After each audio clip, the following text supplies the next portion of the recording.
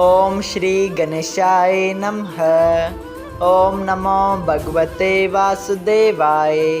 हरे कृष्णा कृष्ण कृष्णा हरे हरे, हरे राम राम राम हरे हरे।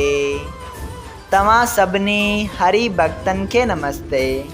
प्यारा भक्तों, ही कथा पाण गुरु कृपा से हासिल करे रहा आयूं। श्री गणपति सरस्वती जो दरे ध्यान करिया तो माँ भागवत महापुराण जो बयान, जैमें व्यासदेव ऐं श्री सुखदेव जी कयो आहे श्री कृष्ण लीला जो गुणगान। सबई चयो जय भागवतम महापुराण। प्यारा भक्तों, कल कथा में पाण श्रीमद् भागवत महापुराण साहिब जे 10 स्कंद जे 24 अध्याय जे 2 भाग में ॾिठो त श्री कृष्ण भगवान नंद बाबा उपनंद ब्रजबान ऐं सभिनी वृंदावन वासियन के मनाए गोवर्धन पर्वत जी पूजा कराई।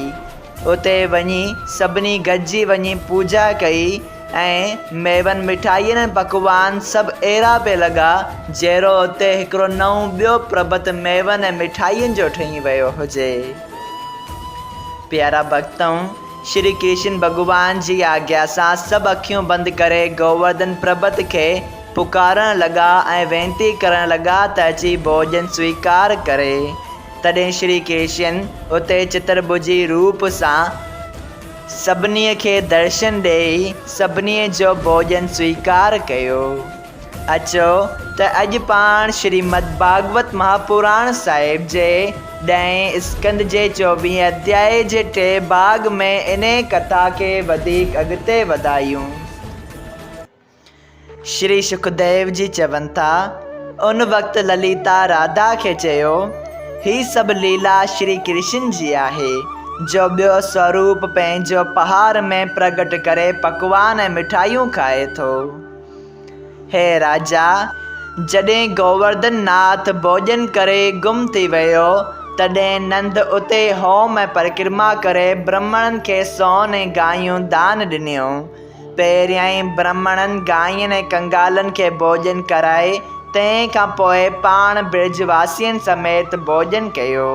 श्री कृष्ण भगवान हिकिड़ो गिराह पंहिंजे हथ सां खणी खाधो त ब्रह्मा देवताउनि ऐं टिनी लोकनि जे सभिनी जीवन जो पेट भरिजी पियो।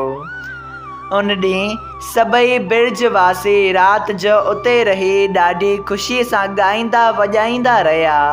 ॿिए ॾींहुं उन तरह ख़ुशियूं कंदा गायनि ऐं वछड़नि समेत पंहिंजे घर मोटी आया। उन ॾींहं खां उन कोट जी पूजा संसार में प्रगट थी ऐं ब्रजवासियनि खे तरह तरह जा खेल ॾेखारे श्री कृष्ण ख़ुशि पए कयो। सभई चयो जय श्री हरि। श्रीमद् भागवत महापुराण साहिब जे 10 स्कंद जो 24 अध्याय संपूर्ण थियो।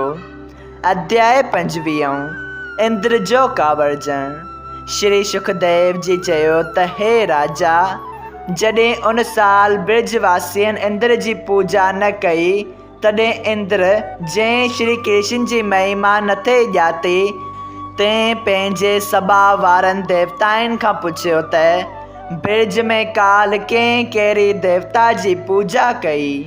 इहो ॿुधी हिकिड़े देवता चयो, ब्रजवासी हर साल तव्हां जी पूजा कंदा आहिनि, पर हिन साल नंद मेहर जे पुट श्री कृष्ण जे चवण ते लॻी तव्हां जी पूजा छॾे गोवर्धन पर्वत जी पूजा कई अथनि। इहो ॿुधी इंद्र घमंड में भरिजी कावड़जी चयो, ब्रजवासियनि खे घणी दौलत सबबि हिट पैदा थियो आहे जो उन्हनि मुंहिंजी पूजा करणु छॾे ॾिनी आहे। तंहिं करे मां उन्हनि खे सिकत ॾींदसि। इहो बालक कृष्ण जंहिंजे चवण ते लॻी ब्रजवासियनि मुंहिंजी बेइज़ती कई आहे, उन जो बि घमंड तोड़ींदसि। अॼु ॾींहुं ताईं मां ब्रजवासियनि जो मालिक हुअसि, हाणे उन्हनि कृष्ण खे पंहिंजो मालिक सम्झियो आहे। ईअं चई राजा इंद्र यकदमि मेघनि जे राजा खे माण्हू मोकिलियो। हू वीचारो कंबंदो इंद्र वटि अची हथ जोड़े बीठो। तॾहिं इंद्र उनखे हुकुम ॾिनो त तूं हींअर वञी सभिनी मेघनि खे साण वठी बिरज मंडल ते वञ ऐं एतिरो मींहुं वसाए जो सभई बिरजवासी गोवर्धन पहाड़ समेत लुरी वञनि। इहो हुकुम करे इंद्र 49 पवननि खे बि मेघनि सां गॾु मोकिलियो जीअं सर्दी ऐं पाणीअ सबबि को बि जीअरो न बचे। मेघ राजा इहा आज्ञा पाए 49 पवननि सां गॾु वॾनि वॾनि मेघनि खे वठी बिरज मंडल ते चढ़ाई करे आयो। उन जे ईंदे ई अंधेरो थी वियो ऐं चौधारी ककर छाइजी विया। दिले जेॾी बूंद वसण ऐं विज चमकण लॻी, सवाइ अंधारे पाणी ऐं विज जे ॿियो कुझु बि ॾिसण में न थे आयो।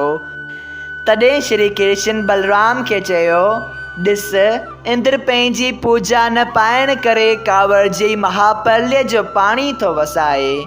उन जी इहा कांवर मूं ते सम्झणु घुरिजे, छो त मुंहिंजे चवण सां बिरजवासियनि इंद्र जी पूजा छॾे गोवर्धन पर्बत खे पूॼियो हो। तंहिं करे उन जो हेठि टोरणु वाजिबु आहे। ही हाल ॾिसी नंद यशोदा ऐं सभई बिरजवासी ॾाढा डिॼी विया। ॾिसी हालत बिरज जी नंद मेहर पछताए थियो निराधार इंद्र जो कयो कोप काहे। हे राजा, जॾहिं सभई बिरजवासी अहिड़े पर्य जे पाणी वसण ते सर्दीअ सबबि दुखी थिया, तॾहिं ॾकंदा ऐं तरकंदा श्री कृष्ण जे शरण अची पुकारे चवण लॻा, हे बिरजनाथ, हिन पर्य जे पाणी ऐं सर्दीअ खां असांजा प्राण बचायो। तव्हां असां खां इंद्र जी पूजा छॾाए गोवर्धन पहाड़ खे पूॼायो आहे। उन करे इंद्र क्रोध करे ही पर्य जो पाणी वसाए थो। हाणे जल्द गोवर्धन पहाड़ खे कोठियो जो अची हिन पाणी वसण खां असांजी रखिया करे, न त हिकिड़ी साथ में सभई आदमी गायन समेत ॿुॾी मरंदा। सभई चयो, जय श्री हरि।